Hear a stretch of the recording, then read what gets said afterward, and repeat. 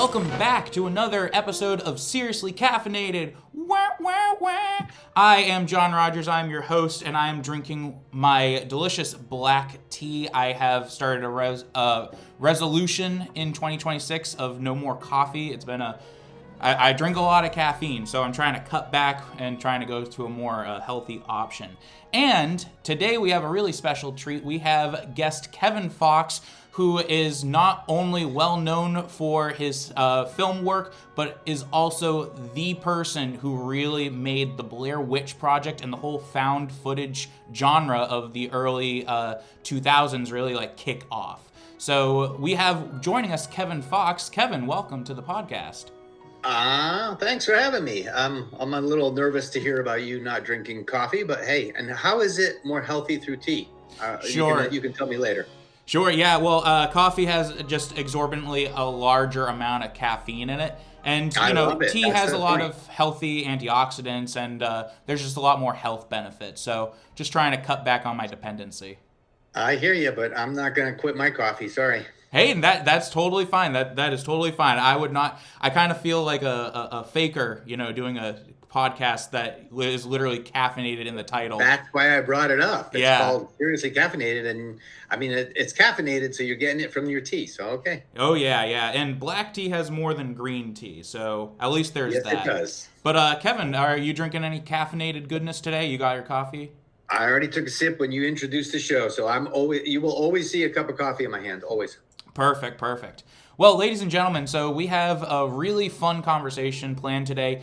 We are talking about AI in the entertainment industry, and Kevin has a ton of experience, as I had mentioned, working in films as a producer, as a director, and he was telling me right before we started recording that, he has some strong opinions on AI. As we've discovered in previous sections of this podcast, everyone seems to have a very strong opinion on it. So we want to hear from Kevin. So Kevin, I'm going to start us off with our first question for you. So as someone who works in your specific field, how do you feel about artificial intelligence becoming more and more incorporated into the artistic and storytelling process within the film industry? Okay, that's like, it's such a huge topic, but, and what is artificial intelligence too? Like there's so many variations of it, so many uses of it, so many people doing things with it. I mean, it's been building for, a long time, first of all. Let's not forget how many years, I'm talking over 30 years that AI has initiated as an idea, right? And then because of computing and because of social media, there was a way to gather all this data and create ways to use LLMs, language models to start figuring out what a computer can understand and do. And, social media was the thing that was feeding it. If let's say we're in our 20th, 30th year, the main data source for AI has been social media. And now most of us who are watching or listening to this got to remember that we were the ones feeding it because we're of an age where we fed social media for a long time. And if you think back to social media, it started out pretty fun and cool. And then it became incredibly toxic and a new culture evolved. Yep. Which was toxic culture, hate culture, right, all these things. Suddenly everybody had a voice and AI was consuming all that. Mm-hmm. So the AI models that we're kind of maybe sort of just leaving now, but definitely have been immersed in the past couple of years, were based on a lot of that. It's funny when a woman is pregnant and they're having a baby, they talk about this sort of cocktail that's around the kid in the womb, right? Yeah. The AI we're talking about now has been in a toxic cocktail. That's what we're getting out of it.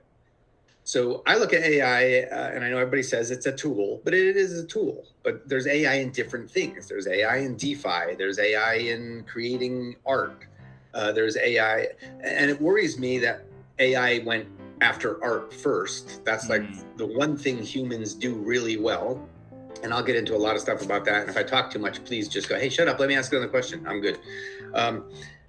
we're asking AI to do all the wrong things, especially coming out of that toxic cocktail.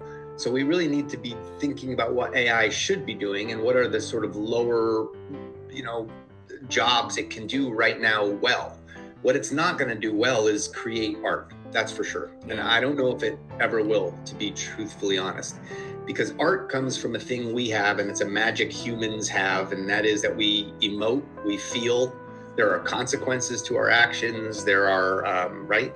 There's a lot of things that a computer, I don't even call it a computer or AI a thing. It's not. It's a set of code. It's a set of values and codes that look for patterns and check things. That's all it does. So it's never going to feel anything. It's never going to, it might accidentally, like 100 monkeys on typewriters could one day write Shakespeare. It might accidentally somehow interpret something in a way that we, again, having feeling and empathy and emotion, go, oh, that was beautiful.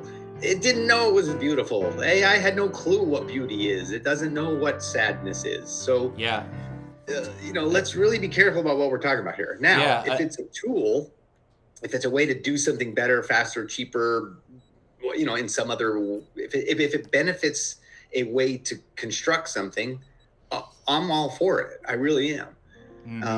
And I know that's going to take away jobs, but that's always the case of any industry, always. Technology's always taken stuff from humans. It's nothing that we can ever completely solve. And technology means, did anybody cry when sewing machines were invented? Not really. In fact, in a weird way, it became an industry of itself, right? You could now mass produce things. But the people who were hand sewing at first were like, hey, wait a second, you can't. So there's a lot of benefits and there's a lot of benefits that will happen because of this, if we humans use it in the right way. And what I'm seeing right now is humans are using it in a lot of the wrong ways. And again, came out of a toxic environment. It will be used for the wrong things at first, but eventually it's going to find its way, you had mentioned something earlier that I it's actually the first time it's an obvious thing, but not a lot of people talk about it, is that, you said that AI has been developing for a long time. A long time. And I know some of the early thinkers and scientists in it. We were talking about AI back in 2000, and they were talking about it in 1968. So I remember I would be playing, I used to play, I still play video games, but there was a couple of online games, particularly Age of Empires. It was like a war strategy game. And I remember as a kid, I would always be like, I don't got anyone to play with me. I'm going to turn on the AI computer. And, it was called AI, but, it just was a program that operated the different enemy units and things like that. But to an outside perspective in society, I feel like a lot of people are saying like, oh, this giant scary thing called AI is suddenly here and it's manifested into reality. And, they're not considering that, well, no, AI has always kind of been there. It's just been learning. Now you just have like a platform such as Google Gemini or ChatGPT to access it and talk to it exactly in real time. And I'll add to that, the people who are scared of it were the ones teaching it 20 years ago. Yeah. Interesting. Well, think back about what you were teaching it 20 years ago. Think about all those, hater comments you made, and think about all the, And it's kind of responsible for the AI you hate right now, ladies and gentlemen. Yeah, and you really hit the nail on the head with like talking about social media being where it gets its information from. Social media was a really fun thing once upon a time. It was a great way to keep up with people, but now it's like there's different behaviors that different like platforms encourage. I have forced myself to learn TikTok just because to run brands and things like that. But the short form video content of the dances, that's a specific behavior. You don't go on Facebook and do that, where you just argue about politics and everything like that. And it's different from Instagram and Reddit. And so AI has really been watching humanity at a point. It's like this great observer, just digesting everything in, but it will never truly be itself human. No, that's kind of what I've been getting at a lot when I do talk about it. And like I said, I work with AI now on a lot of projects. I'm very involved in it. I know some of the top people in it. it's not ever going, and they can tell me this all day long. Yeah, one day it'll have a conscience, and it won't. It's just not, unless we believe humans are here on this planet, this beautiful, amazing place we live. There's a magic here. We also understand words, and we use words to understand things, but we use them to both extrapolate and explain our inner, this thing that happens that we have no explanation for, which is emotions and understanding and how magical the universe is around us. When we talk about AI as a thing, as if it's alive, which I will never ever do, because it's not. It is a bunch of code that looks for patterns and finds things within the things we've given it, and mostly language and mostly words, and now visuals, but it doesn't understand visuals. It just knows pixels. It just knows this is here, this is there, that's what's happening within a frame. There's no emotional connection at all. There's no awe or wonder. It doesn't have any of those attributes. Yeah. And really, more importantly to me, is that aside from these attributes, it has no consequence. You know, if you go through poetry throughout the ages, I mean, most of it's pretty sad, and it's about death or grief or loss or love. Yeah. AI is not going to die, and AI is not going to get in trouble for doing something. The person who prompted it will, or the person who used it will, but it itself is just, it's a tool. And I blame media for this, and the people using it and the people telling its story, as well as sci-fi, but we've turned it into a thing that is going to actually have consciousness one day. And look, if it does, great. I don't know how. I don't know who will crack that magical, who's going to, bridge that chasm of these electronic little digits flipping switches on and off to feeling something. I don't see that. I don't get it. I don't see how that will ever happen. Yeah. Well, you had mentioned that, and feel, if you're not at liberty to discuss this, then that's totally fine. But you had mentioned that you're working on several projects. Are you able to share any of those projects or how you're integrating AI with it? Yeah, sure. One of them is Mandala. I've been working on it for a number of years now. It's a graphic novel that we have on Dark Horse, and we're turning it into a TV show with a video game that work kind of side by side with each other. They inform each other. They do things. And it's really about gathering a collective consciousness of humanity, and getting us to understand and to wake up to this idea that we are all absolutely connected on another level. And it is, in odd ways, it's very similar to what AI and what we're replicating with computers. And the idea is that we do have a collective consciousness, and it is probably tied into a greater universe around us. And what is that all? What is all that? And how do we... for humanity for ages has been trying to grapple with that. What is this thing we're in, and what are we doing here, right? So it's about that. The Matrix took an approach which was, it's a simulation that we're in. I'm sorry, I don't buy that. It's a cool thing to talk about when you're high or whatever, but it's not really.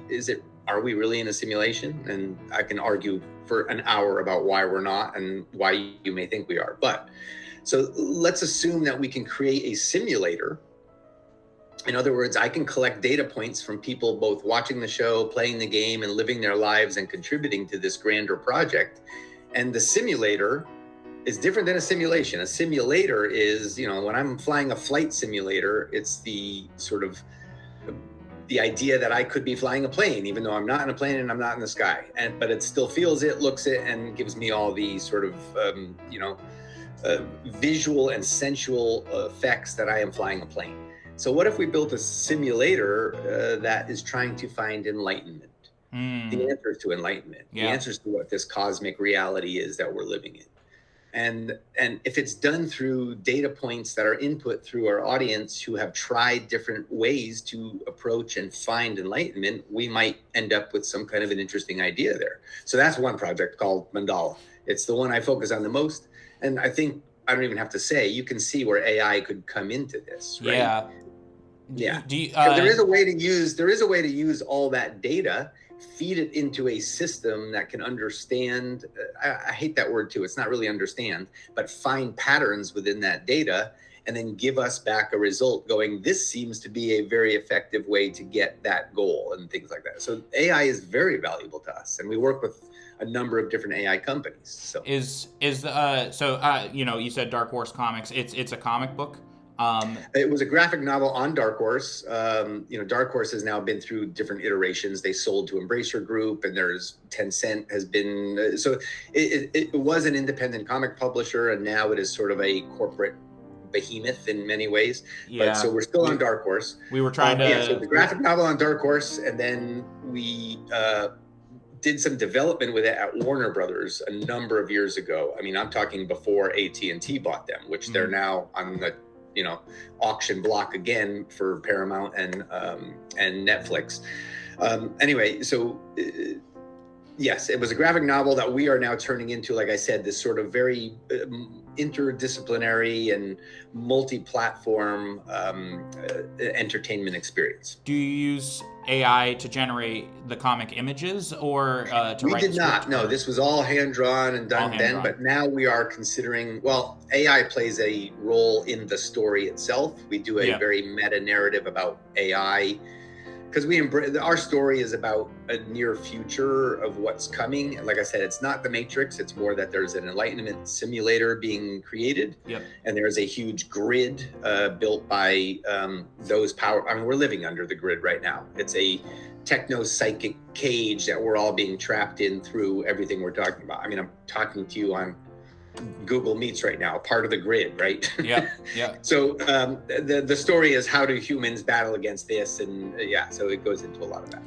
Gotcha. Yeah, and one of the things that you had, we were trying to do some stuff with Dark Horse a little while ago. They own the rights to Dr. Horrible's sing-along blog, which at least the comics, and we're barking up that tree. The comics they own. Yeah, we were trying to follow up. We're trying to figure out who does the right. We really wanted to put on a live production of it, but it was pretty tough. That was a couple years ago. They don't think they would own those rights. That would still go back to Whedon, I think. Yeah, it was. We didn't end up finding them, so it's fine. But we were really barking up. We were talking. So there's an interesting story there, and I'll tell you why that's important to me and what we're talking about. Sure. So those rights, even though there's a creator who made that thing, right?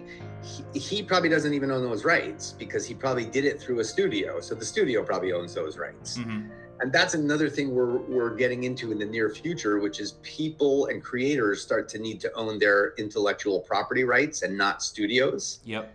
And that's a big, huge piece of both Web3 and AI and a lot of these things. What happens when AI creates something? Who's the creator?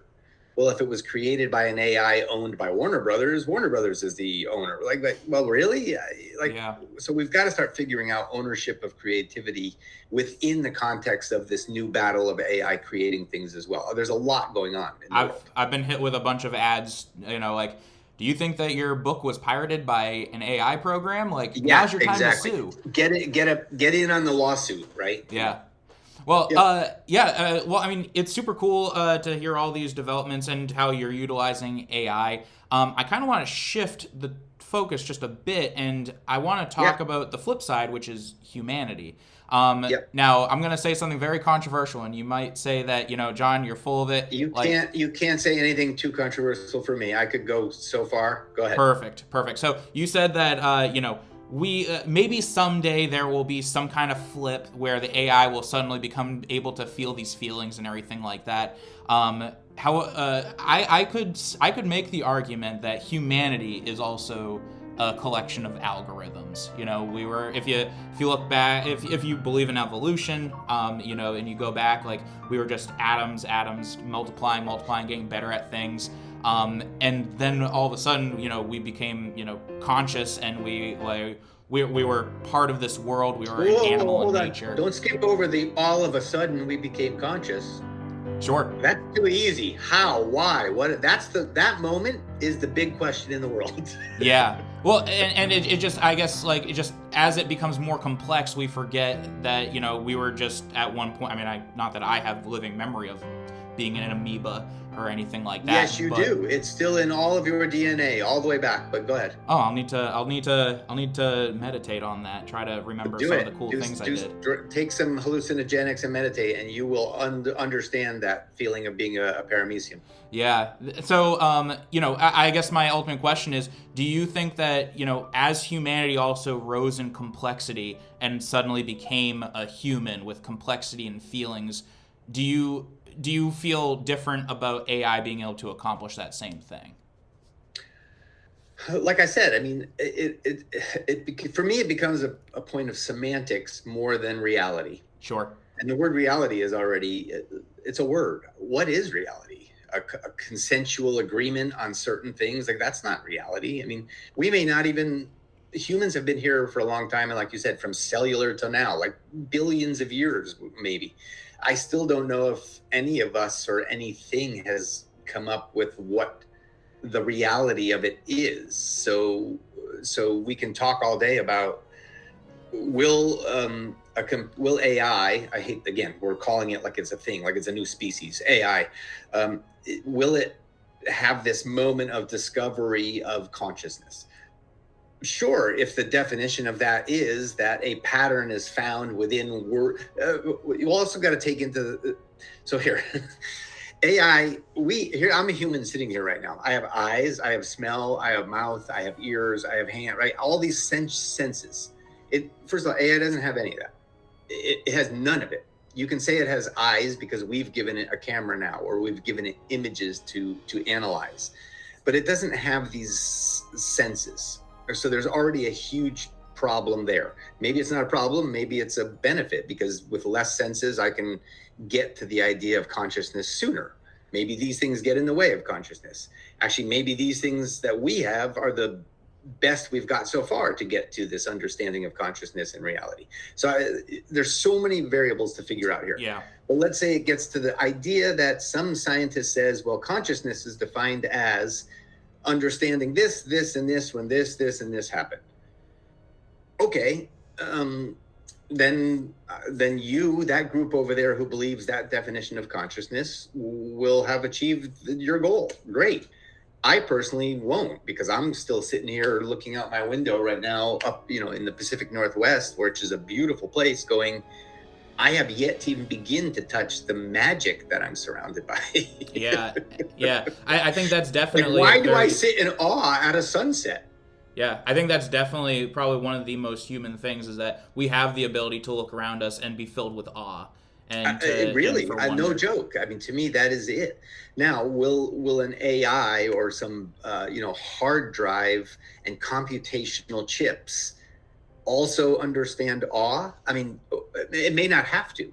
For it to be conscious, maybe it'll bypass all of this interference of awe and love and grief and loss. Maybe it'll get there on some other level. Buddhism will tell you that suffering is included in the package here, and once you supersede the suffering because you've accepted it, everything will be. So maybe there is this idea that AI will be more conscious than we will. But I, as a human, go, I don't know what that means. Yeah, it's definitely one of the biggest premises of Sirius AI. We throw this question of, what if there was an AI model that insisted that he was human, kind of like Pinocchio says, I'm a real boy, and who are, like, I think it would be a kind of a dick move for us to tell the little wooden boy that he's not real. It'd break his heart. No, and that's it. You're nailing it. It's like there's something about the whole spiritual movements throughout history where they're telling you what the thing is, right? What is it you're supposed to feel? What's a human? And yeah. Do you think... I saw a great quote. Well, it's from an old surrealist movie, but it was, I don't think a human has actually seen reality yet. Yeah. Do you think that there are certain, we kind of, we're definitely getting into the philosophical rabbit hole. We can shift gears and get more technical too, but the basis of philosophical really is the basis for the technical. So. Oh, totally agree. I would love to keep, I would do philosophy all day. But me too. we taking it back to 2026 problems. A lot of people are losing jobs. As I had said before we started recording, CBC That's the animation studio that worked on Sirius. Yeah. We've had several clients. I mean, 2025 was pretty big for us. We got a lot of work coming in, and then something happened, and we stopped seeing the requests come in, and we were checking out their social media pages, and oh, that's definitely being animated by AI. It was the thing that happened was called Midjourney. Yeah.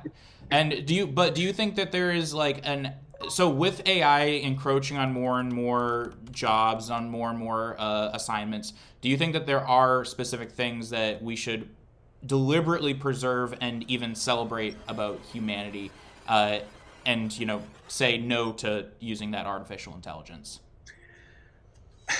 Like I said, I don't think you can say no to it. People are still going to want to use it and still want to do it. Yeah. And like I said, I don't know if I said it, maybe it was before we were recording, but jobs are lost constantly, always. It's always, it's funny when jobs are lost in some other sector, you don't see a lot of people talking about it, right? Like Sure. when an auto worker robot shows up, yes, the auto worker union, but media doesn't grab on and go, oh, boo hoo. But for some reason, this thing that's happening now, that it's taking, media jobs or other different jobs, everyone's up in arms about it. We're not even, that's 1/100% of the jobs that this, let's call it automation or digital automation or some other, it's not AI. Again, AI is now labeled as this big blanket subject. It's going to take jobs, I don't know if I mentioned this or we were recording or not, but CG, when I was making movies, computer generated images and graphics we all fought against it. Yep. And now I don't think there's a movie that does not have it in it. Yeah. You're talking Absolutely. a drama uses it to fix little things or do this or change that. And no one's batting an eye anymore, right? In fact, another industry was created where there's little companies who will do that for you using CGI. Yeah, definitely. And now you're telling me I can do it myself with a program that I may have to pay $100 a month for or whatever. And although wait till you go to do it, you're going to take 500 different prompts to try and get to the effect you want and make it look the way you want. And it's still not what you want. So you kind of just compromise and go, I'll accept it because I'm tired of giving it 85 million prompts now. Yeah. So I don't know. I mean, we can all say we're going to lose a lot of work and a bunch of people are going to try it and they're going to find ways to make it better. But will it be able to tell the stories and create the images for stories that we need as humans to keep evolving and growing and understanding love and compassion and empathy and loss and grief? And I mean, I look at Hamnet, right? Hamnet was a wonderful movie about grief and loss. Will an AI ever be able to do that, not knowing what grief and loss truly is in this flesh and blood feeling of a heart pumping and the empty sorrow you feel at night? I don't know. Yeah. Will it be able to help me come up with visuals for it? Maybe. And it might do it better than I can use, tools that I have now, which are cameras and lights and dealing with weather and sets and actors. It might, but it still will never replace the thing you and I are talking about, which is the true source of humans trying to be human on a human Earth. So forgive me. I was born in 1994, so you were talking about computer-generated graphics. And So you grew up not even knowing not CGI. Yeah, exactly. But I do remember being very young and watching the remastered versions of Star Wars. And particularly, I think it was the 6th movie where Vader finally is defeated and Vader turns good. Spoilers. But there's an entire dance sequence in Jabba's palace where originally they had a bunch of puppets and everyone worked their butts off to make all these puppets. Yeah. And then George Lucas had decided to remaster and just use CG for that stuff. And I was not there on set, but I could imagine for a lot of puppeteers, they were pretty nervous. No, and those are the people like animators who do, like I said, even cell animation. That's long gone, and no one about when those guys lost their jobs. Yeah. So, I mean, and you grew up at a time when you only knew CGI dinosaurs in Jurassic Park. I was just about to say Jurassic Park. Yeah. Watch a Harryhausen movie, and you'll go, I'll take this CGI over that. Like, these look like real dinosaurs, man. Sorry, Yeah. I probably shouldn't swear on here. No, that's okay. I can bleep What it I'm out in saying, post. it's crazy to me how so we embrace models and different tool sets as we go on, and we have to. I do worry about the people who are in charge of AI right now and what they're using it for. That's a problem. Yeah, I have a lot of friends who, who aren't in the entertainment realm, and they're like, oh yeah, like AI is great. We're gonna keep using it because like we have literally gotten rid of people who refuse to use AI, and that's one way to approach it. But I wonder, like, do you know that AI is probably gonna do your job soon? Like, I know, and that's really the race that everybody's in right now, is how much longer do I have before AI can do what I do, or whatever. But the truth is, like I keep saying, until it's proven that it can do it well, efficiently, and actually make it work, and then you have to ask, well, okay, is that the point of life too? Like, it doesn't. I don't think it is.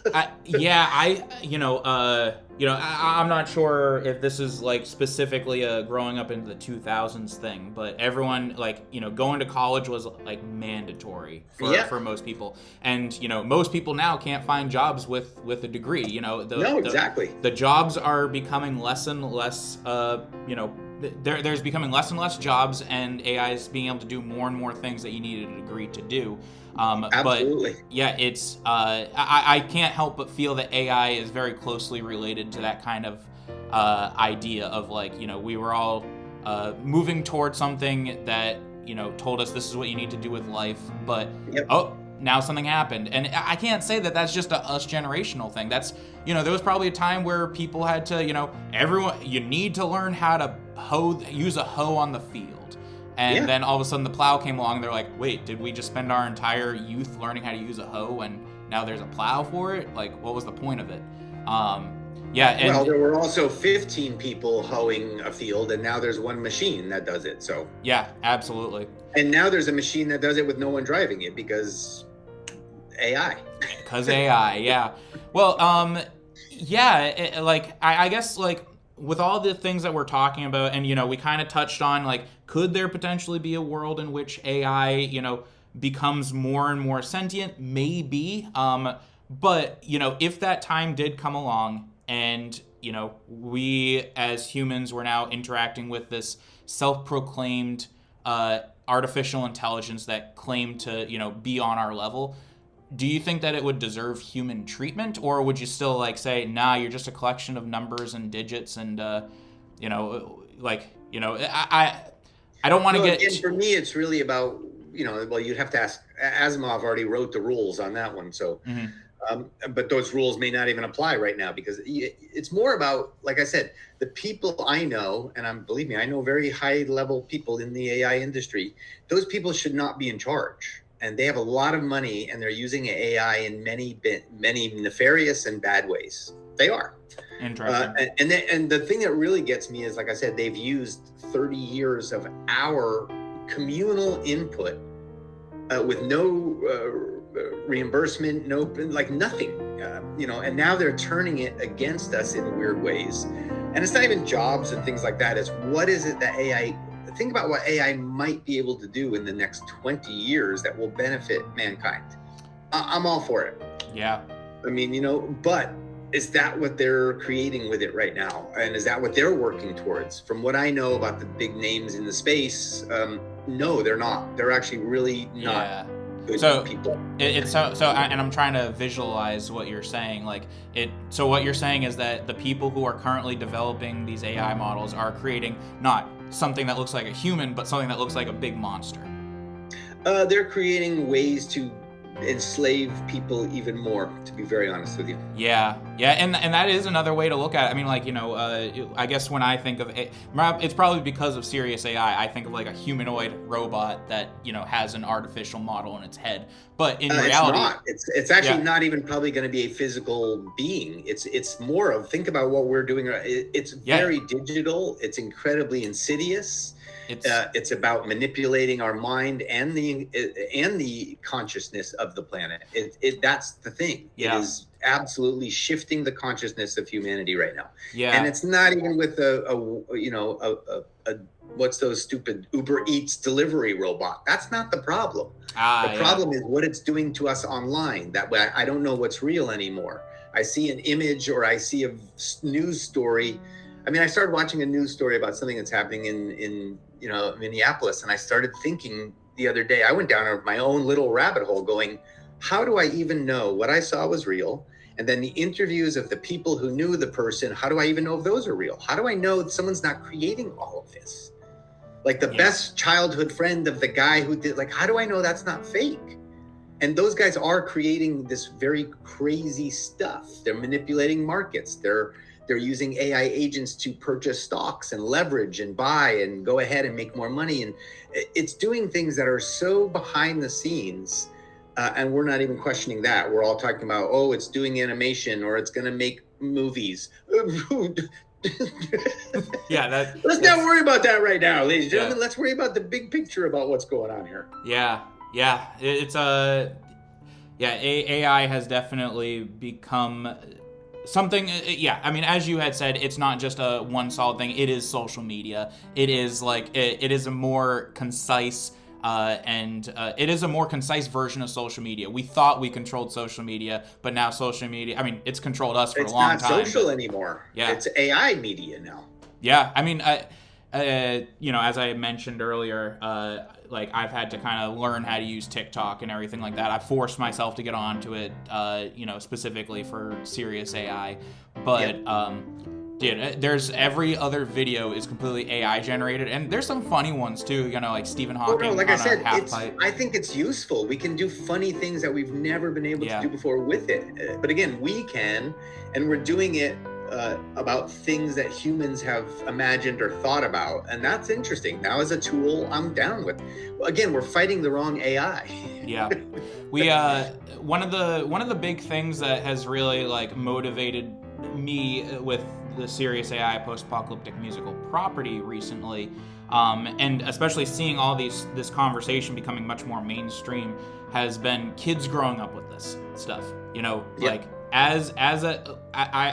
I'm not teaching right now. I've run CBC full time for the last couple of years, but as my experience teaching, kids will use AI. Kids will try to pass in papers made by AI. No, let me talk about that for a second, because here's the number one thing. So the main AIs right now being used by consumers are chat GPTs and chats, right? Those are the main ones. And we're seeing more and more video being created, but those are done at a lesser percentage and by different people in different places.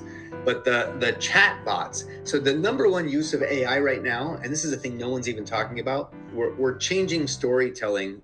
I mean, AI, yes, we're going to use it for storytelling right now, but we're creating a whole new subgenre of a world we never knew existed of let's call it, I don't want to call it content because I hate that word, but it's a narrative that's happening in the consciousness of humanity.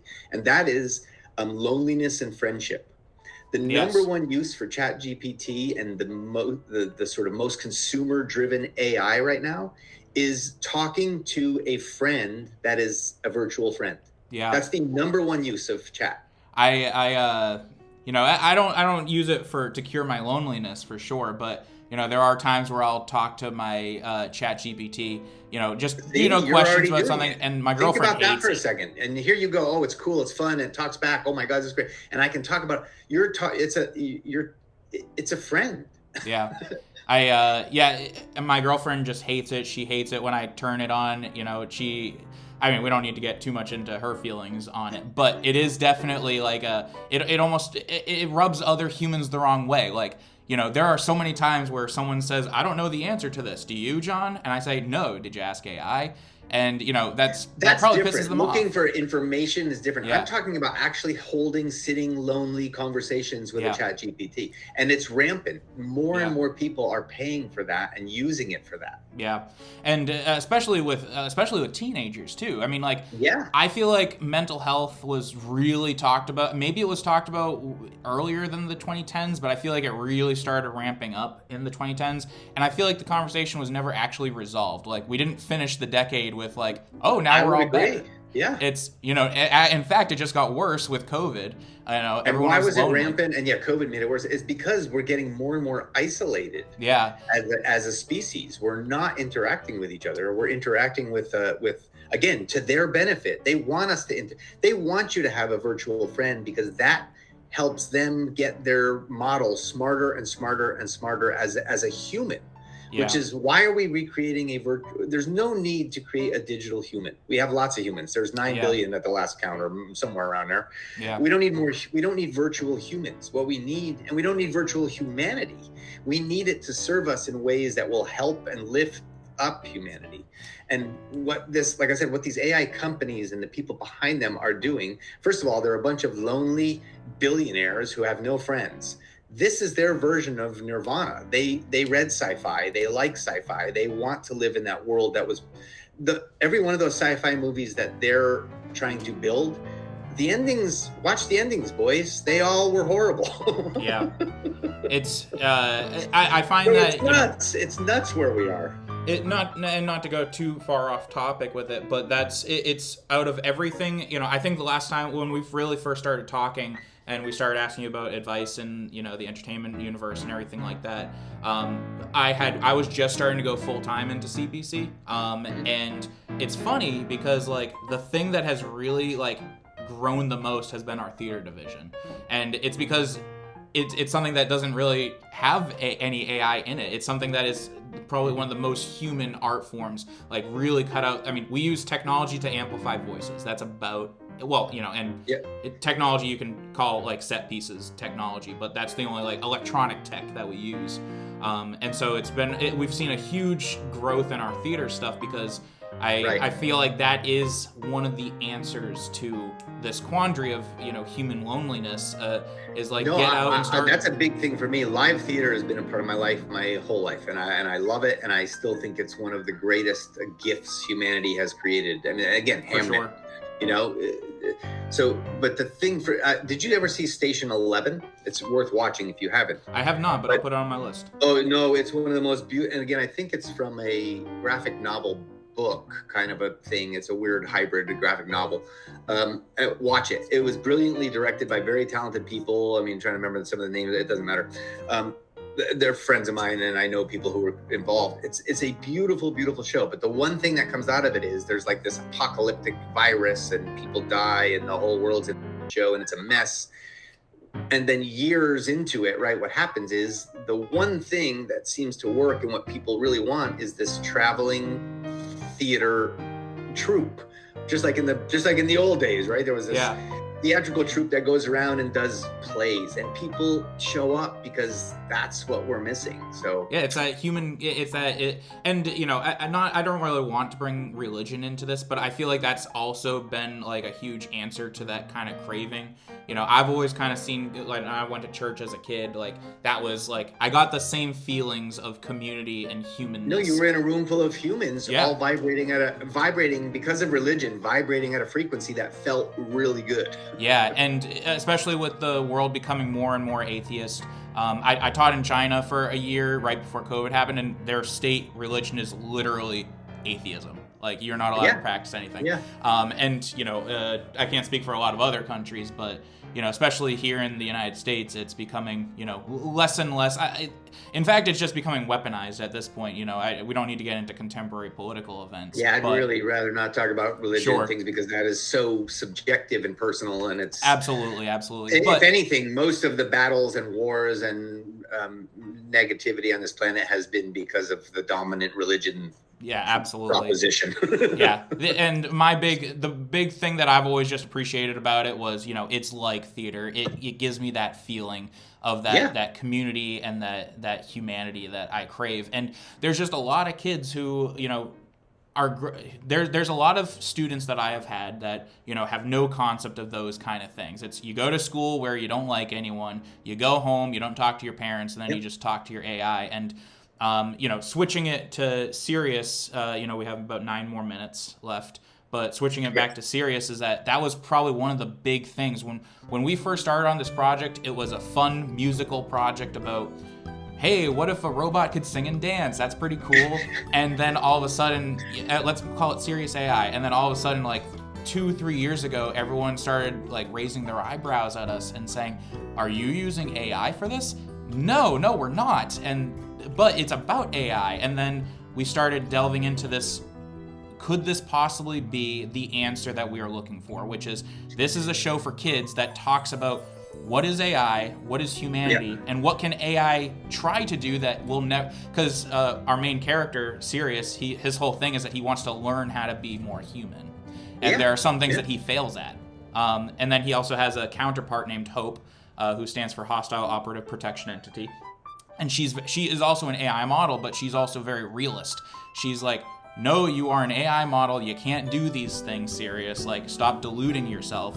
And he says, but I was programmed to be human. And so that conversation, I think, is gonna be very important to kids. And we're just waiting for. Well, it's funny to hear you talk about not only the sort of evolution of the project, because that influenced the story, but the evolution of the project is funny, which is, and you said a great line, which is, it would be really fun to watch a robot sing and dance. Mm-hmm. That's what we all thought. And then it got to, like you said, then it became, well, wait, what if the robot actually felt love? And what if it, like, wait, whoa, all we needed was a singing, dancing robot. That was all we needed. Yeah, absolutely. And actually, like, huge thanks to you. Like, I think you were the first one to suggest to us that we get cosplay artists to go and join us at conventions. Oh, yeah. We've been to a few conventions. We've submitted to a ton of film festivals, and we've used a couple cosplay artists. We haven't found the one to stick with us yet. Awesome. I'm glad to hear that, because that's cool. Yeah, and so we're really trying to get this into the public's eye, because I really do think that, and this isn't just me saying it from a selfish perspective, but I think it is a conversation that's going to become more and more important for kids. It's already happening now. When you look at the media landscape, right? So these age-old stories, and Pinocchio was not even the original. Pinocchio came from, go back further than that, like the Gollum, and right. This is an age-old story. But between Pinocchio and Frankenstein, these things never leave our human sort of spinning plate of content, right? They're always resurfacing. You got Frankenstein just came out. The Bride is coming out. There's probably going to be another version of Pinocchio. There's your project. These are things we're always grappling with, which is, where's the line? Yeah, again, humans, why do we have this spark of life in us? And why do we see and perceive and do the things we do versus this possible robotic, version of us? Like, yeah.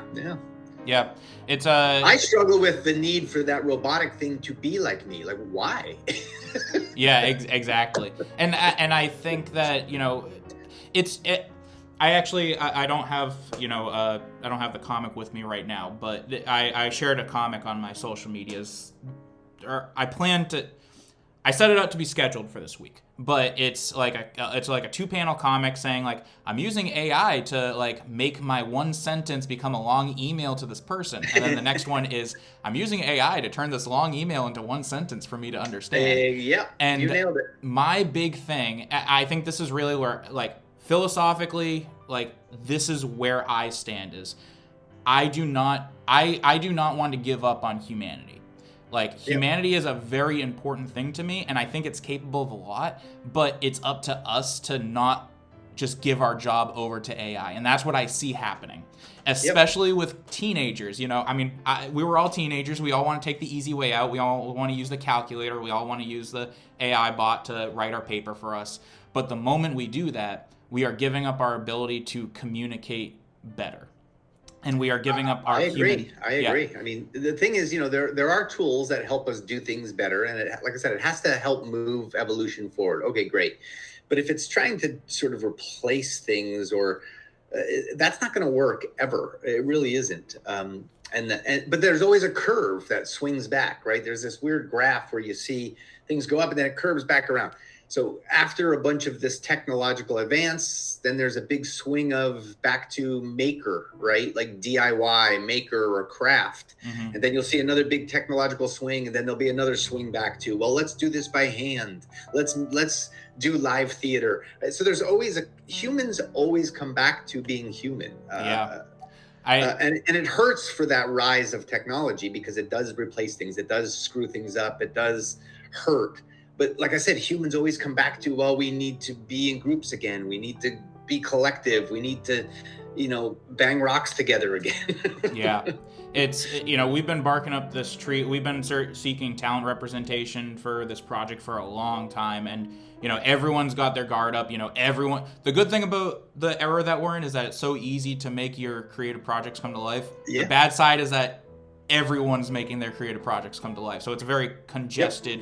Yep. And so I can accept that, and it's totally fine. Just it is funny that like the thing that was just kind of like the side hustle, which is not even a side hustle, it doesn't make much money, the theater stuff, is like that stuff we just did for fun and to community build. And now that's the thing that people are approaching us about, like, we're not really interested in a cartoon right now, but the theater stuff, that's and I feel like we are going back to that, like you said. Well, here, let me I know we're coming on the end here. And to me, I'm glad it kind of went this direction, because for me, that's the crux of this entire discussion about all of this. And whether it's tech, AI, job, it's passion.